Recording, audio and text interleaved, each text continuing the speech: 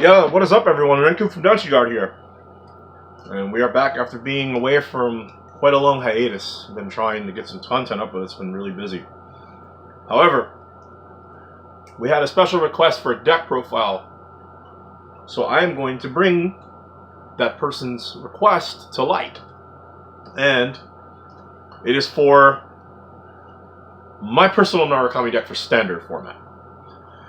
Just a couple comments before I get into the profile. I've been playing this deck a while now. I've been playtesting the build that I have, fixing it up every once in a while, taking some cards out, putting some cards in. And I gotta tell you, the way that I have it, I believe, in my personal opinion, for me, it's the most optimal build. So we're gonna start off with the grade 3s. So we play 8. So we play 4 of the Drill Dragons. No matter what many people say, Drill Dragon is still the pinnacle of this deck. Your Gauntlet Buster is good for Finisher, or good for other Excel clans, like the matchup when you're going against them. The mirror match for this, however, is like mad difficult. So my advice to you: study up on your matchups as far as the mirror goes. The next grade 3s, of course, are Gauntlet Busters. Yeah, I don't have more SVRs; they're so hard to find. It's self-explanatory. Counterblast 1. Bind all your opponent's front row rear guards, and then you can choose to move everything up to the front. I actually did not know that you could do that. Me, reading cards is hard. Other than that, so that's all the grade 3s. Not grade 2s. So we go with 12 grade 2s. For Draconic Death Scythe, because it wouldn't be Narukami without Draconic Death Scythe. Even back in the day, I played like 2 or 3 copies of the old one. More binding, more power. Unplaced Soul Blast 2. Bind the front row, gets +5 no end of turn. Or +3. And then when it attacks, if there's nothing in the same column, +3. So it can get a total of like +8 in one turn. And then I think one of the best grade 2s that Narukami has ever gotten, Zuitin. Zuitin is nuts. I've won too many games by either doing drill, like some drill combos, binding some stuff, getting some additional power, or just Gauntlet Bustering like 2 or 3 times in a row. And getting plus, 15, 20, 30k on him and like a couple Gauntlet Busters on the rear guard. This card is insane. I'm really glad that they remade this. The retrain is amazing. Thank you, Bushiroad. And then, for the final grade 2, play 4 Cho-Oh. I don't think I need to express the importance of this card. I'm not even going to tell you the effect, as all you dedicated Narukami players out there, especially the one that wanted this profile, knows exactly what this card does. Staple. That's all you need to know. Grade 1s. Now, my grade 1 lineup is really weird. A lot of people are going to think that it's off balance, I'd say. But I play 3 Demolition Dragons. Through a lot of play testing, this was one of the cards that I felt that you didn't need 4 of. While you drew it in your starting hand, if you wrote it, most of the time, you were going first. If you go second, your opponent's just going to no-guard it. They're going to guard it and no-pass you. So... And I'm not the kind of person to play an additional rearguard behind, because I believe keeping your resources for a later time is more relevant than actually just throwing an extra rearguard down and swinging for 19 or swinging for 17. So we play 3 of those.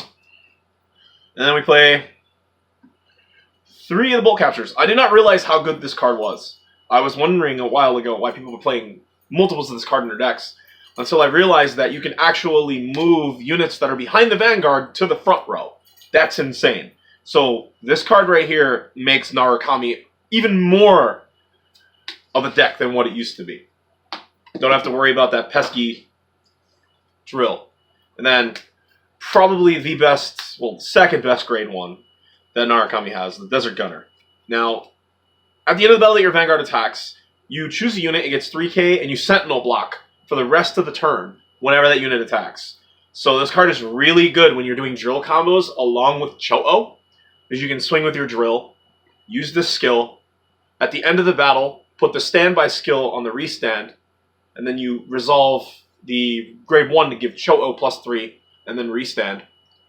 And then you swing with Cho-Oh, you do all those combos. So this card is really good.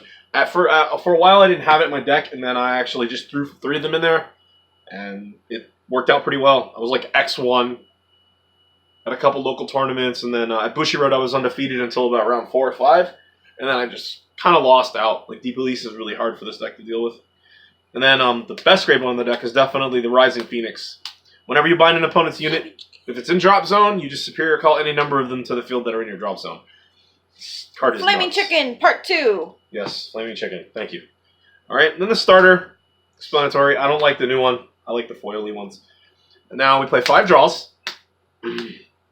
Gotta have your draw consons. Ow. That's now. I play 1 of the Malevolent Djinn, and then 2 yellow carbuncles. Waiting for the chance to get another foil, well, another 2 foils, and then I'm going to be switching the triggers around. So in total, we play 7 crits.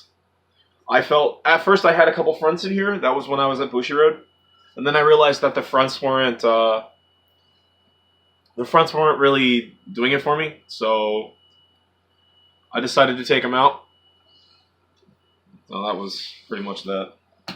And then for the last trigger, we got 4 heals.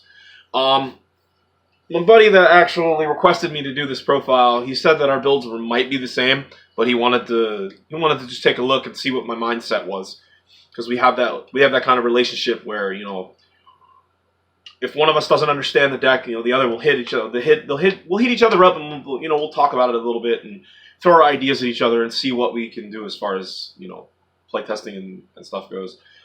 We played a really crazy match yesterday, Shadow Paladin versus Narukami. I wasn't using Nars, unfortunately. I was using Shadows.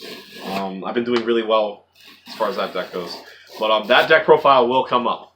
Expect that very soon.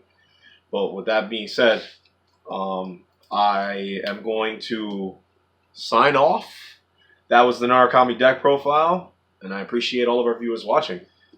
Till again, later.